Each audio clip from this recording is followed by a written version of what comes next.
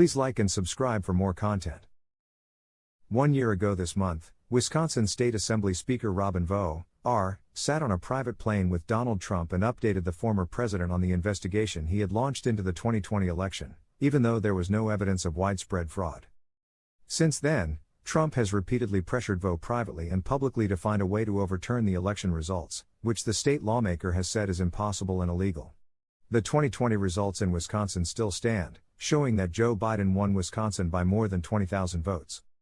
The alliance between the two came to a clear end Friday night as Trump held a rally in the Milwaukee suburbs and urged his supporters to vote for Vos' challenger, Adam Steen, in the Tuesday primary.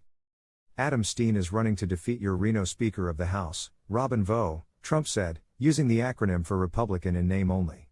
Despite undeniable evidence of rigging and fraud, Speaker Vos has taken no steps to hold the Wisconsin Elections Commission accountable, clean up the voter rolls or right any of the other terrible wrongs. Despite the former president's assertion about voting irregularities, a nonpartisan legislative audit and review by a conservative group found no evidence of significant electoral fraud in the state. Trump formally endorsed Steen on Tuesday after weeks of threatening to do so as he urged Vos to take action, especially after the Wisconsin Supreme Court ruled July 8 that most absentee ballot drop boxes in the state are illegal. The ruling addresses future elections, not the one Trump lost in 2020, but the former president and some of his allies saw it as a fresh opportunity to challenge Biden's win. Soon after that decision, Vos told a Milwaukee television station that he had received a call from Trump urging him to overturn the results, something Vos said is not allowed under the Constitution. Trump then falsely accused the speaker on social media of wasting a brilliant and courageous decision by Wisconsin's highest court and letting Democrats get away with murder. This is not a time for him to hide, but a time to act. Trump wrote, "I don't know his opponent in the upcoming primary, but feel certain he will do well if Speaker Vos doesn't move with gusto." A week later, after Vos had not moved on the issue, Trump endorsed Steen in a lengthy statement that groused about Vos using his photo with Trump in his primary campaign. Trump claimed Vos refused to do anything to right the wrongs that were done in the 2020 election. Steen has centered his primary campaign on decertifying the 2020 results, banning voting machines and ending most early and mail voting. Steen also has called for outlawing contraception. Vos stood by his decision not to pursue decertification. "My opponent and those who endorse him continue to focus on the extreme and unconstitutional notion that we can overturn the 2020 election," Vos said in a statement late Friday night. "While they campaign on the impossible, I will remain focused on the conservative principles of fighting for lower taxes, enacting real election reforms, holding criminals accountable and giving parents more control over their kids' education." Hours before Trump took the stage to promote Tim Michelle's, his pick in the Republican gubernatorial primary, Steen addressed the crowd and asked attendees to help knock on doors this weekend so he can defeat Vos. Until Trump bestowed his endorsement, Steen had drawn little attention.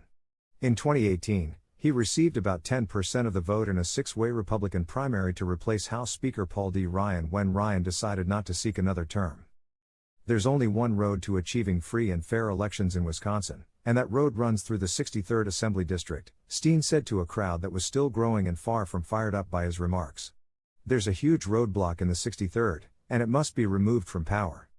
Does anybody know who that is? Some call him a Reno, others a treasonous traitor. I'm partial to the latter. No matter what you call him, it's time to do one thing on August 9th. It's time to toss Vos." The warm-up acts during the rally provided the crowd with a who's who of Wisconsin's leading conspiracy theory spreaders and election deniers. There was State Representative Janelle Brandtjen, R., the chairwoman of a state assembly committee that has hosted public hearings featuring election conspiracy theorists. Brandtjen has endorsed Steen, even though it was Vos who named her as chairwoman. She risks losing that position if Vos wins his primary. "God bless Wisconsin, Donald Trump and, more important, patriots that fight," Brandtjen told the crowd.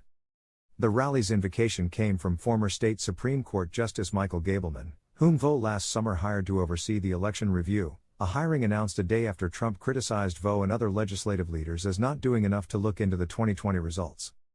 "We thank you for the courage and the wisdom of our 45th president, Donald J. Trump, who more than any other president in the history of our nation is responsible for returning our nation to the path of protecting the national culture of life and rejecting the miserable, cowardly and callous culture of death," Gableman said in prayer. Gableman and Vos have clashed at times. Gableman in March told Wisconsin legislators they should look into decertifying the election, but 2 weeks later, he sent Vos a private memo abandoning the idea as a practical impossibility. In April, Gableman appeared at a rally on the state capitol steps, along with Steen, who called Vo a traitor. The next month, Vo cut Gableman's pay in half and paused his review of the election while court battles over the investigation play out. Trump has twice said Gableman is endorsing Steen, even though Gableman has not made such an announcement. After the speech, Gableman declined to say whether that was true, and Steen said Gableman gave him that news on Thursday. Steen said the endorsement could be risky for Gableman because Vo is the one who hired him and could cut off his pay. I have said multiple times I'm willing to give up everything I have for this election, and it is so important because Justice Gableman's in the same spot, he said. Trump's visit to Wisconsin came days after conservative activist Harry Waite announced that he had used a state website to have an absentee ballot for Vo sent to his own home. Waite has said he knew ordering the ballot was a crime but wanted to expose what he considers a vulnerability in the online form to request ballots. Waite said Trump's team had asked him to attend the rally but revoked the invitation when he said he wanted to bring State Representative Tim Ramthun, R., as a guest. Ramthun, another gubernatorial candidate, has been the most vocal official in the state calling for decertification.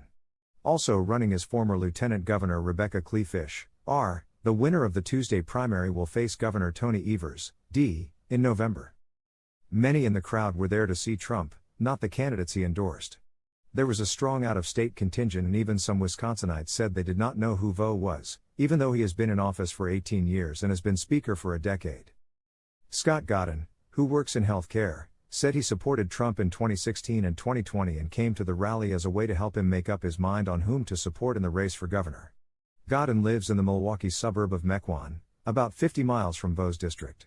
He was not familiar with Vo or Steen but said he assumed Trump's endorsement of Steen would help him. He did not think it was unusual that Trump was inserting himself into a primary race for the state legislature. This is Donald Trump. Nothing surprises me. I mean, he could pick the most obscure city clerk in Ashwaubenon to support, and that's Donald Trump, he said, referring to a suburb of Green Bay. It's theater, and we love good theater. All Americans, I think, do. If you like this video, please consider liking, commenting, and subscribing. Thanks. Smile.